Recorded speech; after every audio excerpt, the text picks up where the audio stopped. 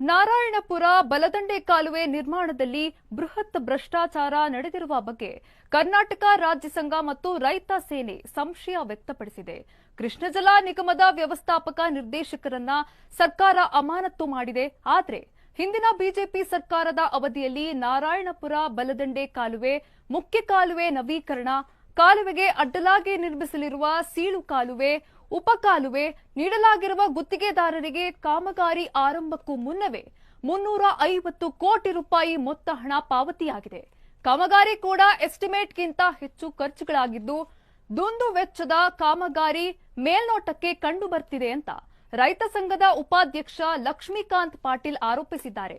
ತಾಂತ್ರಿಕ ಪರಿಶೀಲನಾ ವರದಿ ಮುನ್ನವೇ ಗುತ್ತಿಗೆದಾರರಿಗೆ ಹಣ ನೀಡಿರುವ ವಿಚಾರಕ್ಕೆ ಸಂಬಂಧಿಸಿದಂತೆ ಕೃಷ್ಣ ಭಾಗ್ಯ ಜಲ ನಿಗಮ ಎಂಡಿ ಶಿವಕುಮಾರ್ ಆಗಿದ್ದಾರೆ. ಈ ಪ್ರಕರಣಕ್ಕೆ ಸಂಬಂಧಿಸಿದಂತೆ ನಿಗಮದ ಕೆಲ ಅಧಿಕಾರಿಗಳು ಕೂಡ ಅವರ ಮೇಲೂ ಶಿಸ್ತು ಕ್ರಮ ತೆಗೆದುಕೊಳ್ಳಬೇಕು ಅಂತ ರೈತ ಸಂಘ ಆಗ್ರಹಿಸಿದ್ರು.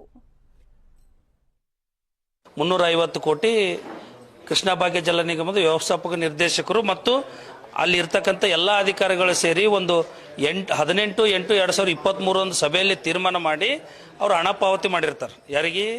ಗುತ್ತಿಗೆದಾರರಿಗೆ, ಕಾಮಗಾರಿ ಸಂಬಂಧಪಟ್ಟಂತೆ. ಆ ವಿಷಯವಾಗಿ ಏನಪ್ಪ ಅಂತಂದ್ರೆ ರಾಜ್ಯ ಸರ್ಕಾರ ಕೃಷ್ಣ ಭಾಗ್ಯ ಜಲ ನಿಗಮ MD